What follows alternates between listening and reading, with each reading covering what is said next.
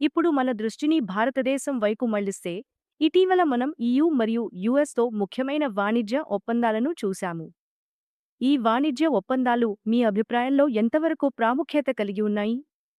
ఇవి భారతదేశం ఎగుమతి సామర్థ్యాన్ని మరియు ఆర్థిక వృద్ధి మార్గాన్ని స్థిరంగా మారుస్తాయా? సోనల్, నా అభిప్రాయం ప్రకారం ఈ రోజుల్లో మనం ఎదుర్కొంటున్న ప్రపంచ పరిస్థితులను అర్థం చేసుకోవడం ముఖ్యం.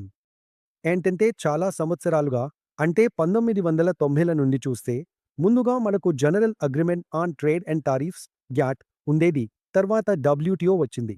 గ్యాట్ మరియు WTO చేసిన పని ఏమిటంటే, ఇవి ప్రధాన దేశాలు తమ వాణిజ్య మరియు టారిఫ్ విధానాలను నిర్వహించేందుకు ఒక నియమావళిని రూపొందించాయి.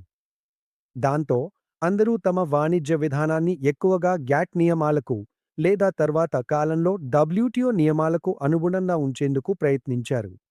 కానీ దాదాపు 30 సంవత్సరాలుగా కొనసాగుతున్న బహుపాక్షిక వాణిజ్య వ్యవస్థలో ఇప్పుడు ఒక విధమైన విఘాతం కనిపిస్తోంది. దాని ఫలితంగా పెద్ద ఆర్థిక వ్యవస్థల మధ్య ద్వైపాక్షిక ఒప్పందాలు మరింత ప్రాముఖ్యం సంతరించుకుంటున్నాయి. భారతదేశం ఈ వాణిజ్య ఒప్పందాల్లో ఇప్పటికే చురుకుగా పాల్గొంటుంది.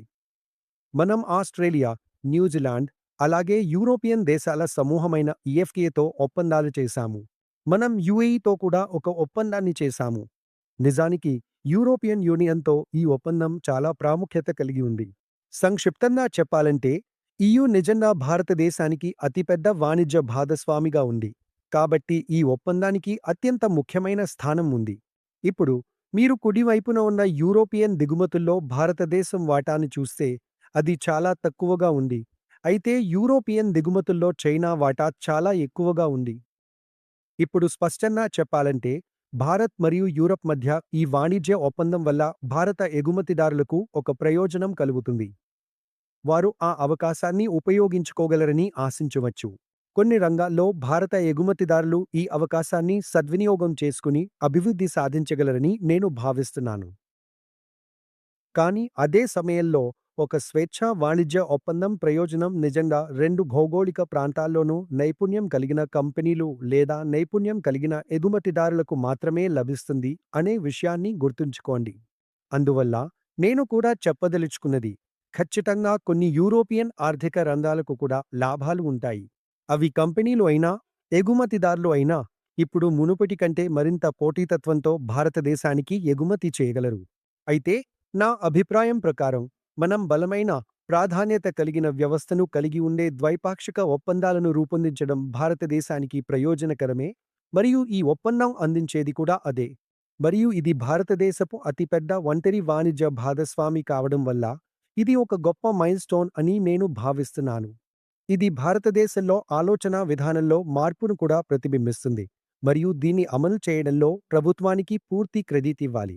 ఇది దాదాపు 20 సంవత్సరాలుగా ప్రణాళికలో మరియు చర్చల్లో ఉంది, కానీ దీన్ని అమలు చేయగలిగినందుకు పూర్తి క్రెడిట్ ఇవ్వాలి. మనం తదుపరి స్లైడ్ను కూడా చూడవచ్చు. నా అభిప్రాయం ప్రకారం ఇది భారతదేశ-అమెరికా వాణిజ్య ఒప్పందం గురించి మాట్లాడుతోంది. ఈ అమెరికా-భారతదేశం వాణిజ్య ఒప్పందానికి సంబంధించి నేను ఇక్కడ 2 విషయాలు మాత్రమే చెప్పాలనుకుంటున్నాను. ఒకటి గుర్తుంచుకోండి, మనం పరస్పర టారిఫ్లను ప్రకటించినప్పుడు, అలాగే మనం రష్యన్ ముడి చమురును కొనుగోలు చేస్తున్నందున అదనపు టారిఫ్ ప్రకటించినప్పుడు మనం చెప్పింది ఏమిటంటే, అమెరికాకు భారతీయ ఎగుమతులు వాస్తవానికి చాలా పరిమితంగా ఉన్నాయి, కనీసం టారిఫ్ పరంగా లేదా టారిఫ్కు లోబడి ఉన్న వస్తువుల పరంగా. కాబట్టి ఆర్థిక వ్యవస్థపై ప్రతికూల ప్రభావం అంతగా ఉండదు. ఇప్పుడు మనం అమెరికాతో విభేదాలు ఉన్న స్థితి నుంచి బయటపడిపోయాం, ఆ సమస్యను పక్కకు పెట్టగలిగాం. మనకు అమెరికాతో ఏదో ఒక రకమైన ఒప్పందం కుదిరింది. ఇప్పుడు టారిఫ్ల ప్రతికూలత మునుపటిలా అంతగా ప్రాముఖ్యత కలిగి లేదు. కానీ మీరు ఎడమవైపు చూస్తే, మనం ఎక్కడో మధ్యలో ఉన్నాం. అన్ని పోటీదారుల ఆర్థిక వ్యవస్థలు, లేదా కనీసం వాటిలో కొన్ని, మీకు తెలుసా, 1%, 2% ఈ వైపు, ఆ వైపు. కాబట్టి సహచరులతో పోలిస్తే మనకు సాపేక్ష ప్రతికూలత ఏదీ లేదు. కానీ మనం చాలా లాభదాయకమైన వాణిజ్య ఒప్పందాన్ని సాధించామని కూడా చెప్పలేం. కానీ ముఖ్యమైన విషయం ఏమిటంటే, అమెరికా ఆర్థిక వ్యవస్థ యొక్క అసమానమైన పరిమాణాన్ని వారు పాలసీ సమస్యల్లో, రక్షణ మరియు విదేశాంగ వ్యవహారాలతో సహా ప్రపంచంలో ఆధిపత్యం కలిగిన సూపర్ పవర్ అనే విషయాన్ని, అలాగే వారు ఒక గొప్ప డిజిటల్ శక్తిగా ఉన్నారనే విషయాన్ని పరిగణనలోకి తీసుకుంటే, ఈ విభేదాన్ని పక్కన పెట్టడం భారతదేశానికి చాలా ముఖ్యమైనది. కాబట్టి ఈ విభేదాన్ని పక్కన పెట్టగలగడం నా అభిప్రాయంలో భారతదేశానికి నిజంగా ఒక సానుకూలమైన అభివృద్ధి అవుతుంది.